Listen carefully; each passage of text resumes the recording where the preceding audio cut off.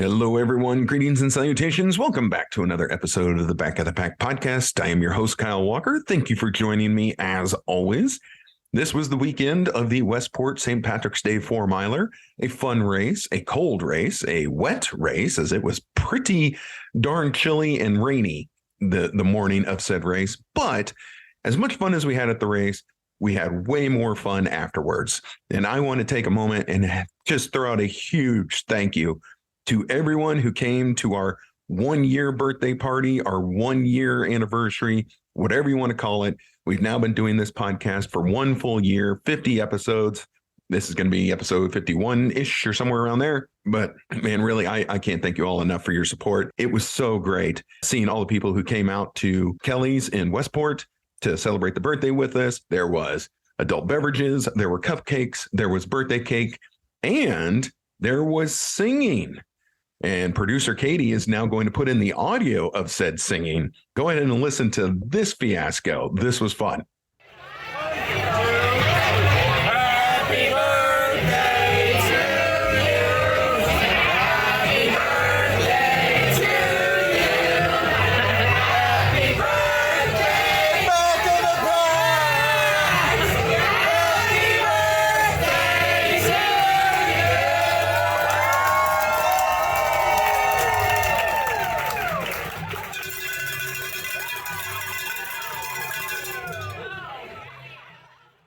you. So that was all of us at Kelly's celebrating the Back of the Pack podcast 1-year birthday. So again, thank you everyone who came out. It was a super fun time.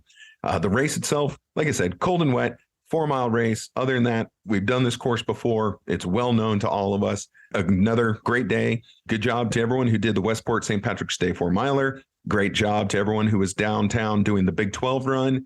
And then to the few people who I know did both, who went and did Big 12, then hopped in their car and drove down to Westport real quick and ran the 4-miler. Good job out of you guys. That's a great idea that I had actually not thought of before. Might have to look into that next year. But good job to everyone. Great job finishing. Thank you for coming to the birthday party. So now on to this week's show. We're going to have some guests coming up, and this is for a race being held on May 6th. This is the Cass County Health race that is out at Belton High School. And so we're over on the Missouri side for this one. And these lovely people came on and they talked to us about their charity and what they're doing. And this is like really important stuff. This is a lot of dental health for little kids and for kids in schools, maybe not in high income areas. So what they are doing is awesome. And I thank them all so much for taking the time to come on the show with us, tell us about everything they're doing. Please listen in the show for ways that you can help, because there are definitely ways that you can help. And that would be great. And then, I will be out there doing this race on May 6th. So let's kick it to the interview and hopefully everyone enjoys. All right, everybody, we have guests on with us today. These are the folks working with the 5K for Health. This is with the Cass Community Health Foundation. This is the 29th annual. We covered it last year on the podcast. We're going to cover it again this year because it is such a good cause. This race is going to be held on May 6th at 8 a.m. and it is at the Southwick Stadium in Belton, Missouri. Again, which was actually a really nice stadium. I had a lot of fun when I went out there last year. So joining me, we have Maggie, Katie, and Kelly. Welcome, everyone. Thank you for coming on the podcast. Thank you for having us. Yeah, thanks. All right. Well, Maggie, I'm going to start with you because I think I've talked to you the most. Tell us a little bit about this race. 29 years, that's a long time for a local race. So tell us a little bit about the race being held on May 6th. Yeah, so 29 years is a long time. This 5K actually started as a 4-mile walk in 1995, and then it changed to a 5K in 2017 to attract more runners. Mm-hmm. And back in 1995, we had 75 people register. We raised around $7,000. Last year, we had almost 300 people register, and we raised about $82,000. So in the 29 years, there's been quite a lot of growth, and we're excited because it's raising money for our safety net dental clinic, Cass County Dental Clinic, which Katie can talk more about later. But that clinic serves children and teens in Cass County and the surrounding area, now also treating pregnant people as well. Thousands of kiddos come through the door. So this is our primary fundraising event for that clinic. We get a lot of funding from other sources, but this is the best way for the community to really show their support. So So like you said, it starts at 8 a.m. It's on Saturday, May 6th at the Southwick Stadium. And I have to agree with you, Kyle. The stadium is super nice. It's our third year being there and we love it. It's really hosts all of our participants pretty comfortably. So the course will start at Southwick Stadium and it also will end there. Runners and walkers will circle the Belton High School campus. And then in my opinion, the best part is circling around beautiful Cleveland Lake there in Belton, Missouri. It's a really nice scenic part of the course. So yeah, then after they circle Cleveland Lake, they'll go back through part of the campus of Belton High School and end back at Southwick Stadium. Most of the people that participate in our event are from Cass County or work in Cass County. We have lots of participation from the school districts in Cass County and Grandview. So teachers, administrators, other staff, even students have come and joined the fun. And then we also have quite a few area businesses that support us. Our presenting sponsors are Belton Regional Medical Center and Cosentino's Price Chopper. They've been with us for decades. And we have a lot of other area businesses that have sponsored our event for a very long time. But if businesses aren't sponsoring, they often create teams. We do allow folks to create teams when they register. This is a really popular option for community organizations or civic clubs if they want to do something in the community together. And then, of course, friends and family can create teams and join us as well. That's super fun. I do that with my own family. And then you can also join us as an individual if you just want to sign up yourself and register. And yeah, so it's a fun time. It's really an event for everyone. Absolutely. So I know last year I was told by a friend of mine, she works in that area. So shout out to Darcy, who told me about this race. And then I know another person, the race director for, I think it was Ray-Pec High School. Their band came out, played last year. Yes. So shout out to Jen. Yeah. So it was really fun. I thought it was a great event. And like you said, that stadium, that hosts the runners so well at the start, because there's so many times we're at a clogged start line or everyone's kind of jammed into a small space, but now everyone was able to kind of stretch out. Can you tell us a little bit about all the vendors and all the people set up kind of in the expo at the end? Well, before and after, but there were a lot of tables, right. A lot of people out there. Yeah. So our 5K, it's like a block party health fair situation.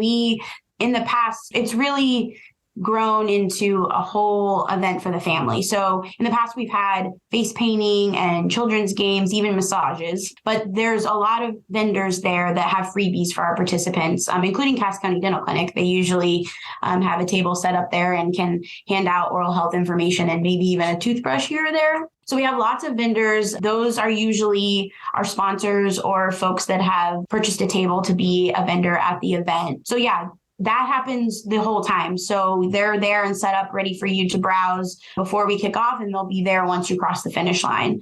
So yeah, we really encourage people to take a look at all of our vendor tables. I mean, there's also food and music and even more prizes as a part of the health fair. So if you are planning to join us, make sure you stop by the registration table after the event, after you cross the finish line, and see if you've won a raffle prize. Absolutely. And I'm really sorry to everyone who's listening right now. You can't see, but Maggie's dog is killing it in the background of this thing. Like, that guy is awesome. He was very docile all morning long. And then, of course, we hit record, and this is Tucci. And Tucci decides to put on a show for you guys. So, that's how it works. This is great. Like, by far best interview ever right here. Look at that dog go. Anyway, all right. Let's move over more towards the charity and towards the health clinic. I know we have other guests, so whoever wants to jump in on this, mainly, what do you guys do? What are you offering the community out there? And then whose idea was it, if you know, to use a 5K to start fundraising for this? So let's talk more about the Cass County community health aspect of it. I'll go ahead and take this one. So what the thing that we're fundraising for, like Maggie mentioned, is our Cass County dental clinics. So this 5K actually predates the opening of our clinics. So initially it was used to raise funds to purchase stuff for the local hospital. It was part of Research Belton Hospital Foundation is what it was. And so when HCA purchased the hospital, then the foundation broke apart from it and had to find its new kind of identity. Mm-hmm. So we have continued to serve that same target population as the hospital out here does, although we're no longer affiliated with the hospital. So our focus is on Cass County and the Grandview communities. And we have been doing dental services in some way in the community since 2006. through the foundation. It was a need that the board members identified through the local schools and the school nurses. There were no Medicaid providers at all out in Cass County. And so kids would show up in the nurse's office with an urgent dental need and nowhere to go. Ooh. So what we've been able to do then is in about 2009, a coalition formed in the community to start looking at what the feasibility would be of having a permanent dental home for low income and underserved kids in the community. And so after about 2 years of planning, the Cass County Dental Clinic opened in 2011 here in Belton. So we have a full-time clinic in Belton. And then in 2015, we were able to add a satellite location, an additional clinic in Harrisonville, and that location is open 2 days a week. So that is really a partnership with Cass Regional Medical Center. They own the building there and provide that to us rent free, and they cover the cost of utilities in that building. So that's been an amazing partnership to allow us to expand our services. So that's kind of how we came to be. Mm-hmm. Of course, as a nonprofit organization, we operate with a deficit budget. And so fundraising is a big part of that. We do receive Medicaid reimbursement, just the same way that a private dental practice would receive Medicaid reimbursement. We don't directly really receive like federal funding. We aren't associated with county government at all. We are a 501c3 nonprofit organization. Great. And so do you have numbers? Like how many people are you servicing? I don't know if you have it broken down weekly, monthly, yearly, but tell us what you guys are doing in the community. In the most recent calendar year in 2022, we provided dental services to just under 4,000 patients. Wow. And that was through more than 7,400 dental visits. And so that's between our full-time clinic, our part-time clinic, and we have a school-based teledentistry program. Where a hygienist actually goes into the schools and is able to take x-rays and photos. They can provide cleanings, dental sealants, and fluoride varnish treatments. Mm-hmm. They're at the school, and then the dentist reviews all of that information and completes an exam virtually. So rather than the parent or guardian having to take off of work, get the kid out of school, we can bring those services into the school. So the kid maybe misses 30 minutes of school total for their dental checkup. And then they end up with a complete treatment plan. And we help to coordinate the follow-up care with that.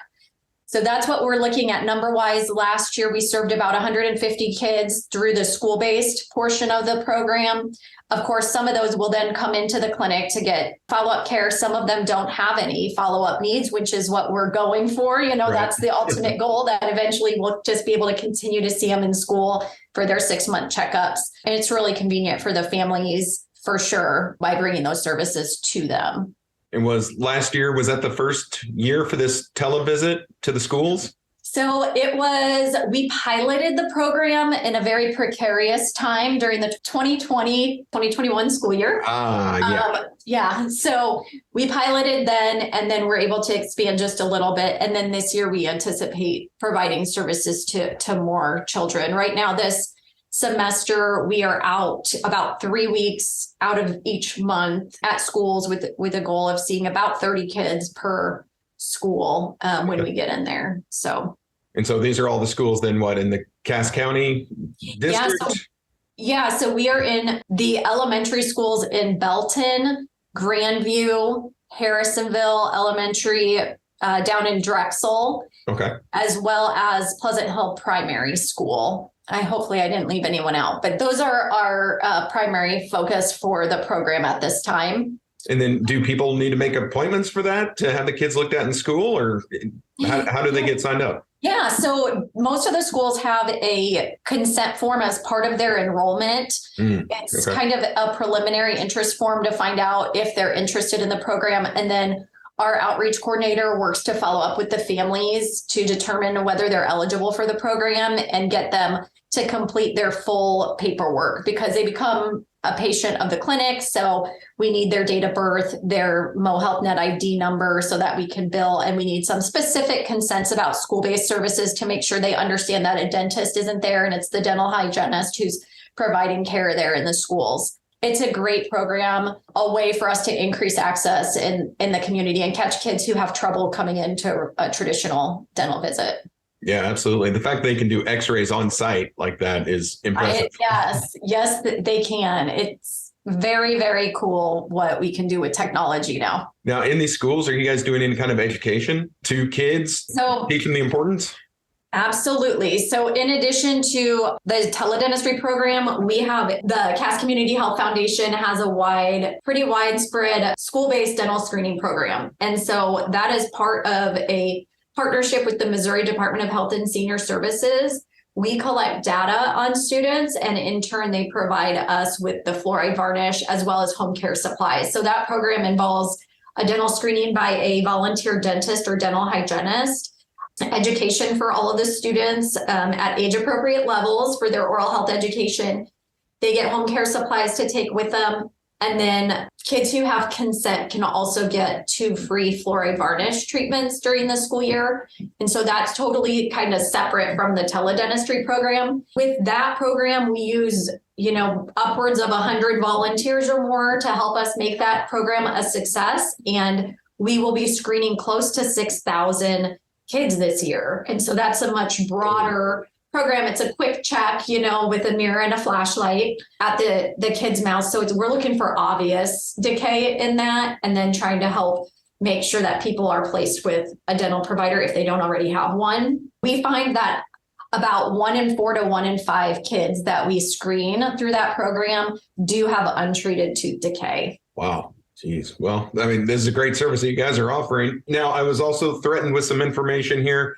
I want to know now about the Safety Net Dental Clinics. So the Safety Net Dental Clinic is Cass County Dental Clinic. It is. Okay. Yeah. So the confusing part of this is that Cass Community Health Foundation is kind of the parent organization here, and then these are sub programs. So our Safety Net Dental Clinic is called Cass County Dental Clinic, and the 5K for Health is a fundraiser just for that clinic. So we do have we have teledentistry, which is part of the clinic, and these screenings. But those that register for the 5K, their registration fee goes to Cass County Dental Clinic, which is the Safety Net Dental Clinic. Ah, okay. So see, I got myself all confused on that one. You're good. Okay. We're saying the words dental a lot. So yeah, there's a lot of dental going on. And we are we're considered a safety net clinic because we're providing services to people who otherwise didn't have access, to care. So 97% of the patients that we see are insured by Missouri Medicaid, and then 3% are uninsured and they're low income. And so those are kind of the parameters that we have for patients. We see patients up to their 21st birthday, and then we also treat pregnant persons as well who have Missouri Medicaid coverage. Oh, wow. Okay. How can people help? I mean, aside from running the 5K, which you guys have said is your primary fundraising, what can people do through the rest of the year to kind of help you guys out if they feel so called to do so? Yeah, so I'll take that one. Obviously, participating in the 5K, that is the best way for a community member to get involved. There's a lot of ways you can do that. You can register to run or walk it. If you have if you're an area business, you can sponsor it. We are also looking for volunteers at the 5K. So we have lots of need, at registration, course monitoring, all of that kind of stuff. You can go to our website, casscommunityhealth.org/5K, and all of our volunteer opportunities are listed there. You can also, if you can't attend the 5K, if you've already got something going on, because spring is a busy time for everybody, you can donate to the event because it's a fundraiser. We have fundraising goals. We are trying to raise $100,000 for Cass County Dental Clinic this year. So any donation is appreciated, $5 to $500. We'll take any of it. We're just trying to create healthy smiles here. So you can donate. You also can donate to Cass Community Health Foundation throughout the year. The 5K is our primary fundraiser, but we are open for donations year round. So you can go to our website, casscommunityhealth.org, and donate there. But our biggest volunteer opportunity for community members outside of the 5K is the dental screening program in the schools that Katie was talking about. Like she said, they're going to screen about 6,000 kids this year. That is not possible without a large group of volunteers that go in and help Katie and our outreach coordinator pull that program off. There's different needs. Katie can chime in if I'm saying something incorrect, but there are people that need to be recording the data that they collect, and that can be a community member. You don't need any kind of dental training to do that. And then there are also folks, if you guys are, listeners are in the dental profession, dental assistants, dental hygienists, even dentists can help apply fluoride varnish or do the actual screening itself. Those folks do need to have dental training. But yeah, community members can also sign up as well if you want to help out. Katie, is there anything else that needs to be added to that? Yeah, it takes a village, right? So like I said, we have over 100 volunteers usually annually to help us with those dental screening events. No dental experience necessary. That's what I like to kind of stress there. We have the opportunities posted online so people can sign up online if they go to casscommunityhealth.org. And then there's like a button for how to help. And you can fill out a volunteer interest form, or you can find the actual dental screening events and choose an event to register for. So it might be, they range, you might have a 2-hour or a 3-hour shift. So if you have a morning or an afternoon that you can give. Another way too is if you want to volunteer on your own time, those dental supplies that we get from the state, we have to stuff all of those into bags for the students. And that can be, I like to say, Netflix and stuff. You can come pick some stuff up from us and you can take it home and you can stuff, with your family. And then we can arrange to pick the box of stuffed dental supply bags back up from you. Or we've had, scout troops or church youth groups, things like that, who have offered to stuff bags for us. And that's a really easy way for people to get involved. And many hands make light work. So it definitely, they can get a lot done with a group of volunteers in a short time compared to what we do here. So we definitely appreciate opportunities, volunteers who are willing to help with things like that as well. And what kind of stuff would the volunteers do in the schools? Like, let's say someone's kid goes to school. You guys are going to that school. They want to volunteer. They're not dental health professionals. What kind of things could they do there? Yeah, so we have recorders. So they sit beside the dental screener. And then there's an online screening form that sends all the data to the state. So we have tablets for that. So they could fill out that online form.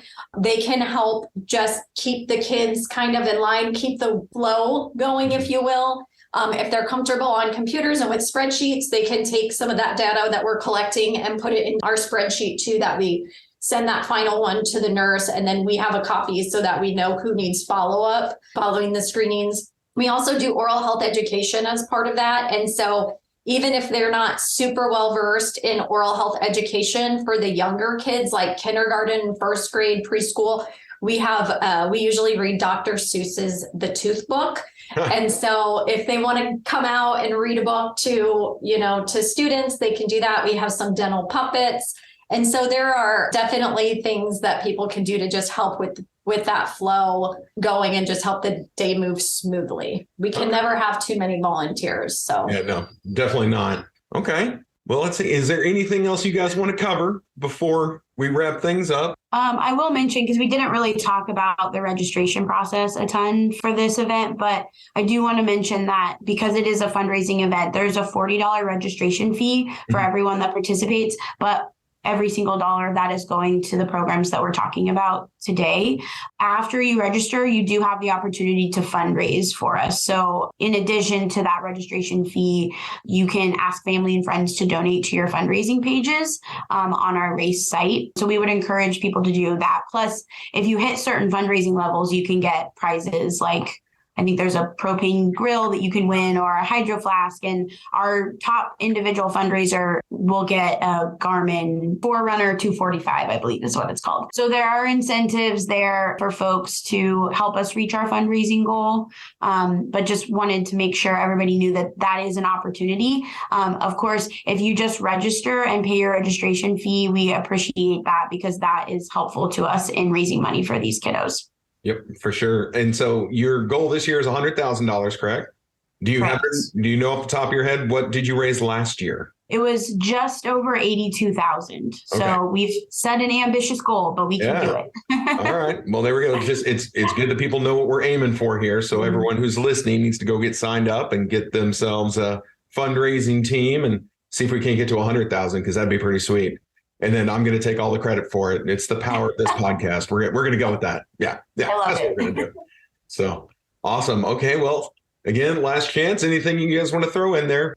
This is first time taking the lead on the 5K, Okay. but it's been really fun seeing the people who have been doing this for years, like the committee and the board, Katie, Maggie, really being committed to this event. Mm-hmm. And it's fun to see the community come together for serving these kids and just how amazing that is. And we are still looking for sponsors. We'll still take participants and teams.